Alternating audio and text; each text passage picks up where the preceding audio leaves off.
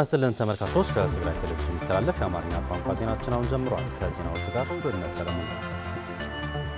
መስፍን ኢንዱስትሪያል ኢንጂነሪንግ አዲስ ቴክኖሎጂዎችን በመጠቀም አቅሙን በማስፋት የትግራይና የኢትዮጵያ ኢንዱስትሪዎች ልህቀት ማዕከል ሆኖ እንደሚቀጥል አስታወቀ። መስፍን ኢንዱስትሪያል ኢንጂነሪንግ አሁን 6 ኢንዱስትሪዎችን ያቀፈ ኮርፖሬት ሆኖ መስፍን ብረታ ብረት ኢንጂነሪንግ በሚል ስያሜ የራሱን መለያ አዲስ ስምና አርማ ይፋ አድርጓል። ብርቱካን ጌታዬ ተጨማሪ ይዛለች። ከትዕምት ተቋማት መካከል አንዱ የሆነው መስፍን ኢንዱስትሪያል ኢንጂነሪንግ አሁን 6 ኢንዱስትሪዎችን ያቀፈ ኮርፖሬት ሆኖ መስፍን ብረታ ብረት ኢንጂነሪንግ በሚል ስያሜ ከ1 ዓመት በላይ የፈጀው በርካታ የዘርፉ የተለያዩ ባለሙያዎች የተሳተፉበትን የራሱን መለያ አዲስ ስምና አርማ የትግራይ ጊዜያዊ አስተዳደር ከፍተኛ አመራሮችና በርካታ ባለድርሻ አካላት በተገኙበት በይፋ አስተዋውቋል። የመስፍን ብረታ ብረት ኢንጂነሪንግ ስራ አስኪያጅ ኢንጂነር ተሰማ ግደይ ከ30 ዓመታት በላይ ችግሮችን ተቋቁሞ እዚህ ደረጃ ላይ መድረሱን ሀገራዊና ዓለም አቀፋዊ ሁኔታዎችን በማጥናትና በመገምገም እንዲሁም የደንበኞቹን ፍላጎትና ገበያን መሰረት ያደረገ መሆኑን በመግለጽ መስፍን አዲስ ቴክኖሎጂዎችን በመጠቀምና አቅሙን በማስፋት የትግራይና የኢትዮጵያ ኢንዱስትሪዎች ልህቀት ማዕከል ሆኖ እንደሚቀጥልም አብራርተዋል። መላሊሱ ብዙሕ ሰብ ሰራሕተኛ ይኩን አመራርሓ ይኩን ካልእ ናይ ደገ ሰብ ብዙሕ ሰብ እናተዛተሉ ሐሳብ እናተለዋወጥና ብዙሕ ስራሕ ተሰሪሑ ከሰራተኛው ጀምሮ እስከ አመራር በተደጋጋሚ በመነጋገርና የተለያዩ በርካታ ባለሙያዎችን ተሳትፎበት ነው ኮርፖሬት የሆነው እና ይህንን መለያና ስም የተሰራው ገበያን መሰረት አድርገንና ደንበኞቻችንን ከግምት ውስጥ በማስገባት ነው ሁሉንም ስራዎች የሰራ ናቸው። ከጦርነት በኋላ ብዙ ስማችን አይታወቅም። ስለዚህ ስራችን ለማሳየት በአዲስ መልክና ጥራት አገልግሎት በማስፋት በርካታ ሀገራዊና ዓለም አቀፋዊ ወቅታዊ ሁኔታዎችን በማጥናትና በመገምገም መስራት አስፈላጊ ነው። የትግራይ ህዝብ በውሃ በመብራት በጤና ሴክተርና በግብርናው ዘርፍ ሁለንተናዊ ችግር ወድቋል። ይህንን በሚገባ በመረዳት መስፍን ችግሩን ለመፍታት ትኩረት ሰጥተን በርብርብ መስራትና በተግባር ማሳየት እቅዳችን ነው። በመስፍን ብረታ ብረት ኢንጂነሪንግ የኮርፖሬት ትራንስፎርሜሽን እና ካፓሲቲ ቢልዲንግ አስተባባሪ ግርማይ መስፍን በበኩላቸው መስፍን ለወጣቶች የስራ ዕድል የሚፈጥሩ ስራዎችን ለመስራት አቅዶ እየተንቀሳቀሰ መሆኑንም አስረድተዋል። እኔ መስፍን በዚህ ሰዓት በብዙሕ ነገሩ ሪፎርም እናገሩ ይዋሉ መስፍን አሁን ላይ በለጎ ብቻ አይደለም የ5 ዓመት ስትራቴጂም አቅዷል። ስለዚህ አሁን ካለበት ደረጃ በበለጠ በቅርብ ጊዜ የቴክኖሎጂዎችን ስራዎች ለወጣቶች የስራ ዕድል የሚፈጥሩ የኢንዱስትሪ ማሽነሪዎችን የመስራት ደረጃ ላይ እንዲሸጋገር ነው እቅዳችን። የግሎካል ኮንሳልቲንግ ግሩፕ ስራ አስኪያጅ ኢንጂነር ኩኖ ተስፋይ መስፍን ብረታ ብረት ኢንጂነሪንግ አሁን በሰራው ስራ ለሌሎች መነቃቃት ማሳያ ነውም ብለዋል። ሁላትና አሁን ፈልጦ መስፍን ኢንዱስትሪያል ብዙ ነገር በጽሕዋ መስፍን ሁላችንም እንደምናውቀው ብዙ ውድመት ደርሶበታል። ያንን ተቋቁሞ ራሱን እዚህ ደረጃ ላይ ማድረሱ ለሌሎች መነቃቃትን በመፍጠር አብነት ይሆናል ብዬ ነው የማምነው። በትግራይ የመልሶ መቋቋም ስራዎች ለመስራት ሁሉም የድርሻውን ሊወጣ ይገባል እላለሁ። በመድረኩ የተገኙት የትግራይ ጊዜያዊ አስተዳደር ፕሬዝዳንት ጀነራል ታደሰ ወረደ ብራንዱና ውጤቱን በማቀናጀት ተወዳዳሪ እንዲሆን መስራት አስፈላጊ መሆኑንና በአጭር ጊዜ የትግራይ ችግር የሚፈታ ስራዎች ላይ ትኩረት ሰጥተው እንዲሰሩ መልእክታቸውን አስተላልፈዋል። መስፍን كجمر كله كابان كجمر كله زلمه زيارة ولا تحزن كوكيد تفعلني መስፍን ብረታ ብረት ኢንጂነሪንግ ሲቋቋም ጀምሮ የነበረውና አሁን ላይ ያለበት ሁኔታ ጨርሶ አይገናኝም። መስፍን ከሌሎች ትላልቅ ተቋማት ጋር ተወዳዳሪ እንዲሆን መስራት አስፈላጊ ነው። ይህንን ብራንድ ይዞ ከደንበኞቹ ጋር ያለውን ትስስርን በይበልጥ ሊያጠናክርና ብራንዱና አቅርቦትን መመጣጠን ላይ ትኩረት ሰጥቶ እንዲሰራ አሳስባለሁ። በትግራይ ዋና ዋና ችግሮች ላይ ትኩረት አድርጎ ባለሙያዎችንም በማፍራት ወደ ህብረተሰቡ አገልግሎቱን ተደራሽ ሊያደርግም ይገባል። በመድረኩም ተቋሙ ከተመሰረተ ጀምሮ የራሳቸውን አስተዋጽኦ ላበረከቱ ወገኖች ባለድርሻ አካላትና ደንበኞቹ የእውቅና ሽልማት ተበርክቶላቸዋል። በ1986 ዓ.ም በ9 ሰዎች የተመሰረተ መሆኑንም ለማወቅ ተችሏል። በትግራይና አፋር ህዝቦች መካከል ያለው ግንኙነት በተፈጥሮ ሀብት ልማትና በኢኮኖሚ በማስተሳሰር ዘላቂ ሰላም ለማረጋገጥ እየተሰራ መሆኑን ተገለጸ። በሁለቱ ህዝቦች መካከል የቆየው የአቦ ገረብ ስርዓት በማጠናከር ለዳግመ ግንባታና የተሻለ ሰላምና ልማትን ለማረጋገጥ ያላቸውን ግንኙነት የበለጠ ለማጠናከር ፔንሃ የተባለው ፕሮጀክት ትኩረት ማድረጉም ተገልጿል። ለታደሰ ልጅ ዓለም ዘገባ ፍርቱና ገቡ። በትግራይና አፋር ህዝቦች መካከል ያለው ግንኙነት በተፈጥሮ ሀብት ልማትና ኢኮኖሚ በማስተባበር እየተጠናከረ ነው ተባለም። በትግራይና አፋር የግብርና ምርምር ዋና ሳይንቲስትና የአፍሪካ ቀንድ አርብቶ አደር ፔንሃኔት አስተባባሪ ዶክተር አባዲ ግርማይ እንዳሉት በትግራይና አፋር ህዝቦች መካከል ያለው ግንኙነት በተፈጥሮ ሀብት ልማትና በኢኮኖሚ በማስተሳሰር ዘላቂ ሰላም ለማረጋገጥ እየተሰራ ነው ብለዋል። በሁለቱ ህዝቦች መካከል የቆየው የአቦ ገረብ ስርዓት በማጠናከር ለዳግም ግንባታና የተሻለ ሰላምና ልማትን ለማረጋገጥ ያላቸው ግንኙነት የበለጠ ለማጠናከር እየተሰራ ነው ብለዋል። ፕሮጀክቱ የተፈጥሮ ሀብት ልማትን ከኢኮኖሚ ጋር በማስተሳሰር በተለይም ተጋላጭ ከሆኑ ማህበረሰቦች ጋር በማስተሳሰር ሰላምን በማጠናከር ላይ ያተኮረ ስራ በፕሮጀክቱ ትኩረት የተሰጠው ነው ሲሉ ዶክተር አባዲ ግርማ አክለዋል። ፕሮጀክቱ በትግራይ እንደርታ ወረዳ 435 ወጣቶችና 16 ሴቶችን በቀጥታ ተጠቃሚ የሚያደርግና የችግኝና ፍራፍሬ በማቅረብ ላይ እንደሚገኙም ተገልጿል። የፕሮጀክቱ አማካሪ ፕሮፌሰር ምትኩ ኃይሌ በበኩላቸው የፕሮጀክቱ ጥሩ ልምድ በማስፋፋት በሀገረ ሰላም ወረዳ እጣንን ለማልማት በሰባ እንደርታ ወረዳ የተፈጥሮ ሀብትን የእንስሳ ሀብት ልማት በቀጣይ ለመስራት እንደታቀደ ተናግረዋል። በትግራይና አፋር ህዝቦች መካከል ያለውን ግንኙነት ለማጠናከር ከትግራይ የልኡካን ቡድን ባለፈው ዓመት በአፋር አብዓላም የተለያዩ ዛፎች መተከሉንና በደሴ አደን ተከስቶ በነበረው እሳትም ሁለቱም ህዝቦች ተባብረው በቁጥጥር ስር መዋላቸው በመድረኩ ተውሷል። በኢንሳይዱ ጦርነት በኋላ የትግራይ ክልል ጊዜያዊ አስተዳደር በልማታዊ አስተሳሰብ በተፈጥሮ ሀብት በማህበረሰብ ትስስርና በገቢ ማሻሻያ ስራዎች ላይ እየሰራ መሆኑን የገለጹት የትግራይ እርሻና ተፈጥሮ ሀብት ቢሮ ምክትል ኃላፊ አቶ አለም ብርሃን ሀሪፈዮም ለዚህም የፌዴራል መንግስት የመቀለ ዩኒቨርሲቲና ሌሎች አካላት አመስግነው ትግራይን ለመደገፍ ቀጣይነት ያለው ድጋፍ እንዲደረግ ጠይቀዋል። ፕሮጀክቱ ተጠቃሚ የሆኑት በእንደርታ ወረዳ የአራቱ ጣቢያ አርሶ አደሮች በሌሎች አካባቢዎች ተመሳሳይ ስራ ሊሰራ ይገባል ብለዋል። ዘገባው የድምጽ ወያነ ነው። በቀይሕ ተክሊ ወረዳ በአበርገለ ምርምር ማዕከል የተሰጠውን የኦቾሎኒ ምርጥ ዘር በአርሶ አደሩ ተቀባይነት ማግኘቱን ተገለጸ። ለቀጣይም በስፋት ለማዳረስ እቅድ ላይ መሆኑን ማዕከሉ አስታውቋል። የኃይለ ሚካኤል ገብረስላሴ ዘገባ ነው። ሙሉ ብርሃን ዳርጌ አዘጋጅተዋለች። በትግራይ ማዕከላዊ ዞን ቀይሕ ተክሊ ወረዳ ዓዲ ጎሮ ቀበሌ ነዋሪ የሆኑ አርሶ አደር ጥዑማ ያዳነ ከአበርገለ እርሻና ምርምር ማዕከል ለሰርቶ ማሳያ የተሰጣቸውን 8 ኪሎ የኦቾሎኒ ምርጥ ዘር በእርሻቸው የተወሰነ ቦታ ላይ ዘርተው ያዩት ውጤት ከጠበቁት በላይ ሆኖ እንዳገኙት ይናገራሉ። እርሻ ምርምር የአበርገለ እርሻ ምርምር ምርጥ ዘሩን በነፃ ነው የሰጡን። በ2017 ዓመተ ምህረት ነው የሰጡን። እንደምታዩት በጣም የሚያምርና ፈጣን ነው። በአካባቢው የኦቾሎኒ ምርት ለመጀመሪያ ጊዜ በመሆኑ በአበርገለ ምርምር ምርጥ ዘሩን ሲሰጣቸው ጥርጣሬና ስጋት ፈጥሮባቸው እንደነበር የገለጹት አርሶ አደር ጥዑማ ያዳነ አሁን ያለበትን የእድገት ደረጃ ካዩ በኋላ በስፋት ባለመዝራታቸው መጸጸታቸውን ገልጸው በሚያገኙት ምርት በመታገዝ በቀጣይ አስፍተው ለመዝራት እቅድ መያዛቸውን አስረድተዋል። መጀመሪያ ዘሩን ሲሰጡን አልተደሰትንበትም ነበር። ምክንያቱም በቆሎ ወይንም ለህብረተሰቡ በቶሎ የሚደርስ ዘር ፈልገን ነበር። ኦቾሎኒ በወሬ ብቻ ነበር የምናውቀው። ያው በጭራ አበርገለ አለ ይባል ነበር፣ በብዛት ግን አናውቀውም። አሁን ግን በእጃችን በመግባቱ በጣም ደስተኞች ነን። በአበርገለ እርሻ ምርምር ደስተኞች ነን።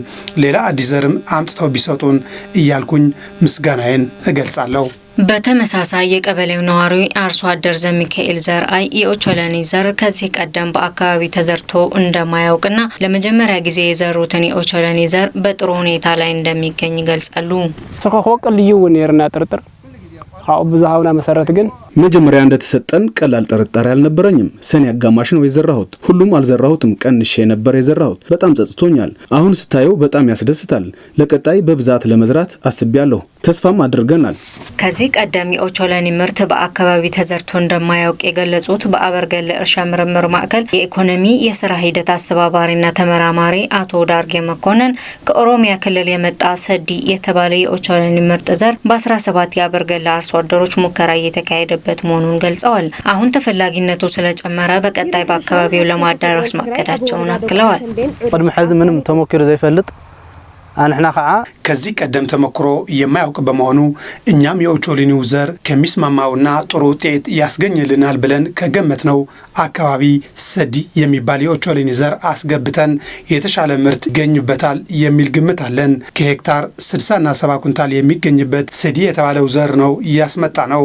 በቀጣይም አሁን ያሉት 17 አርሶ አደሮች ብቻ ሳይሆን በርካታ አርሶ አደሮች አሁን ያለውን ውጤት አይተው ለማስፋፋት ፈቃደኛ የሆኑ አርሶ አደሮችን ነው እያየን ያለ ነው። የውህደት ቀበሌ የገጠር ልማት አስተባባሪ አቶ ገብረ ጊዮርጊስ ገብረ ማርያም አርሶ አደሩ ከሙከራ በፊት ጥርጣሬ እንደነበረበትና በተሰጠው ተከታታይ ስልጠና መሰረት አሁን ያላቸውን ፍላጎት ከፍተኛ መሆኑን ገልጸዋል። ተደጋጋሚ ብዙሃውናም ስልጠናታት በተደጋጋሚ በሰጠናቸው ስልጠናና ሙያው ድጋፍ አርሶ አደሩ ሙሉ በሙሉ መዝራት ችሏል። ስለዚህ እነዚህ 17 ተጠቃሚ የሆኑ አርሶ አደሮች በቀጣይ ሌሎችም ያጋራሉ።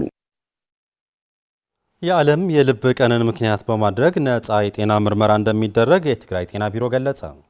ከትግራይ ጤና ቢሮ ከኮምፕሬሄንሲቭ ስፔሻላይዝድ ሆስፒታል አይደር እና ከባለድርሻ አካላት ጋር በመተባበር መስከረም 24 2018 ዓ.ም የደም ግፊት ምርመራ፣ የስኳር በሽታ ምርመራ፣ የቁመትና የክብደት ምርመራ እንዲሁም የሆድ አካባቢ ምርመራና የደም ልገሳ ይካሄዳል ሲል የትግራይ ጤና ቢሮ ገልጿል።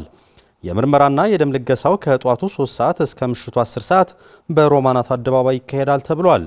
መስከረም 25 2018 ዓ.ም በኮምፕሬሄንሲቭ ስፔሻላይዝድ ሪፈራል ሆስፒታል አይደር የተለያዩ ጥናቶችና ምርምሮች በዘርፉ ከፍተኛ ባለሙያዎችና ተመራማሪዎች እንደሚቀርቡም ተገልጿል። በዚህ መድረክና ምርመራ ላይ የሚመለከተው ሁሉ እንዲሳተፍ ጥሪ የቀረበ ሲሆን የዓለም የልብ ቀን መሪ ቃል ለዓለም እንንገር፣ ዓለም ትኩረት ይስጥበት፣ አንድም የልብ ምት እንዳያመልጠን እንደሆነም ተገልጿል።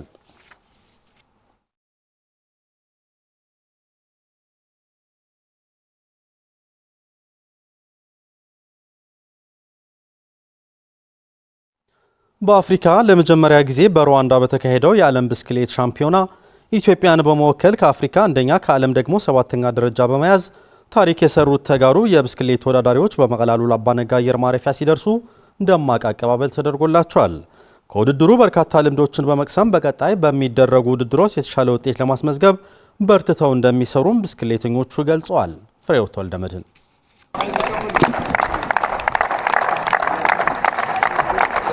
በአፍሪካ በሩዋንዳ ኪጋሊ ለመጀመሪያ ጊዜ በተካሄደው የ2025 የዓለም ብስክሌት ሻምፒዮና ውድድር ላይ ኢትዮጵያን በመወከል ከአፍሪካ አንደኛ ከዓለም ደግሞ 7ኛ ደረጃን በመያዝ ታሪክ የሰሩ ተጋሩ የብስክሌት ተወዳዳሪዎች በመቀለ አሉላ አባነጋ አየር ማረፊያ ሲደርሱ የትግራይ የብስክሌት ፌዴሬሽን አመራሮች፣ አሰልጣኞችና ተወዳዳሪዎች እንዲሁም የአዲግራት ከተማ የብስክሌት ኮሚቴ አመራሮች በተገኙበት ደማቅ አቀባበል ተደርጎላቸዋል። በውድድሩ በዓለም ታዋቂ ቡድኖች የነበሩበት ጠንካራ ፉክክር የታየበት እንደነበር የገለጹት ብስክሌተኛ ጽጌ ካሕሳይና ብዙአየሁ ተስፉ በተመዘገበው ውጤት ደስተኞች መሆናቸውና ከውድድሩም በርካታ ልምዶች መቅሰማቸውንም ተናግረዋል። ያው አውነረው ጨዋታ ዓለም ቻምፒዮናውን በጣም ደሳሊ ነው። መጀመርታ በዓለም የብስክሌት ጨዋታ የነበሩ ፉክክሮች ደስ የሚሉ ናቸው። ለመጀመሪያ ጊዜ በአፍሪካ መከናወኑም ለኛ አፍሪካውያን ኩራት የሚፈጥር ነው። ውጤቱም ያሰብኩትን ነው ያሳካሁት። ከዓለም በርካታ ጠንካራ ቡድኖች ናቸው የነበሩት።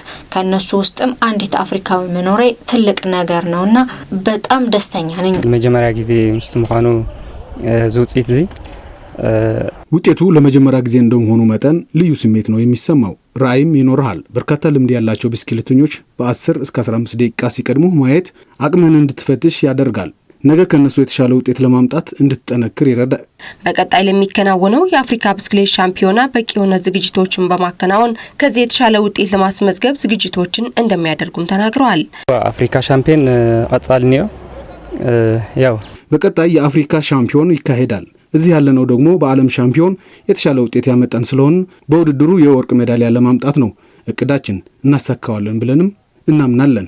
ተስፋ ይገብር አብዛኻ ዝደለኹ አቋም ተስፋ አደርጋለሁ። አሁን ባለው አቋሜ ቀጥዬ በቀጣይ ውድድር የተሻለ ውጤት በማስመዝገብ ሜዳሊያ ይዤ እመጣለሁ ብዬ አምናለሁ። በዓለም ታዋቂ ከሆኑ ብስክሌተኞች ጋር ጠንካራ ፉክክር በማካሄድ እንዲህ አይነት ውጤት ማስመዝገባቸው ትልቅ ኩራት እንደሆነ የገለጹት በክለቡ የወንዶች ሀገራዊ አሰልጣኝ መሐሪ ቡሪ በበለጠ አቅማቸውን የሚያጠናክሩበት ልምዶችን ቀስመው መምጣታቸውንም ተናግረዋል። ምሳአቶም አው ምጻቶም ነቶም ተጻውቱን ሓደ ሐፍ ዘበለ ለተወዳዳሪዎቹም ሆነ ለኛ በሞራል ከፍ እንድንል አድርጎናል። ተስፋ ያደረግንበትና በጣም የተደሰትንበት ነው። ምክንያቱም በውድድሩ የነበሩ ተሳታፊዎች በዓለም ታዋቂ የሆኑ ቡድኖች ናቸው። ከነሱ ጋር ተፈካክሮ እንዲህ አይነት ውጤት ማስመዝገብ ትልቅ ድል ነው። የብስክሌት ዘርፉ በትኩረት ከተሰራበት ከዚህ የተሻለ የላቀ ውጤት ማስመዝገብ እንደሚቻል እናንተ አሁን ያሳያችሁት ውጤት ማሳያ ነው ሲሉ በአቀባበል ስነ ስርዓቱ ላይ ንግግር ያደረጉት የትግራይ ብስክሌት ፌዴሬሽን ፕሬዝዳንት አሰፋ ገብረስላሴ ናቸው። ዛዓወት እዚ በቀሊሉ እንድረይ ኮነን ምክንያቱም ይህ ድል እንደ ቀላል የሚታይ አይደለም። ምክንያቱም በክልላችን ምን ያክል ሰርተህ ለፍተህና ድል ማስመዘገብ እንደሚችል ማሳያ ነው። ሁለተኛው ለሀገር እንዲሁም ለአፍሪካ ትልቅ ኩራት ነው። በተካሄደው የሴቶች ጁኒየር አስፓልት ውድድር የብስክሌት ተወዳዳሪዋ ጽጌ ካሕሳይ ከአፍሪካ አንደኛ ከዓለም ደግሞ 7ኛ በመሆን ውድድሩን ማሸነፏ ይታወቃል።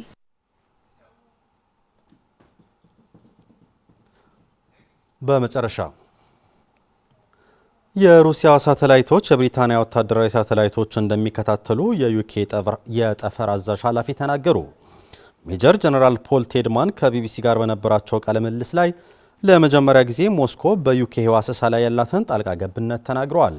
ለቢቢሲ ዘገባ ብርዛፍ ገብረጻድቃን። የሩሲያ ሳተላይቶች የብሪታንያ ወታደራዊ ሳተላይቶችን እንደሚከታተሉ የዩኬ ጠፈር አዛዥ ኃላፊ ተናገሩ። ሜጀር ጀነራል ፖል ቴድማን ከቢቢሲ ጋር በነበራቸው ቃለ ምልልስ ላይ ለመጀመሪያ ጊዜ ሞስኮ በዩኬ ህዋ አሰሳ ላይ ያላትን ጣልቃ ገብነት ተናግረዋል።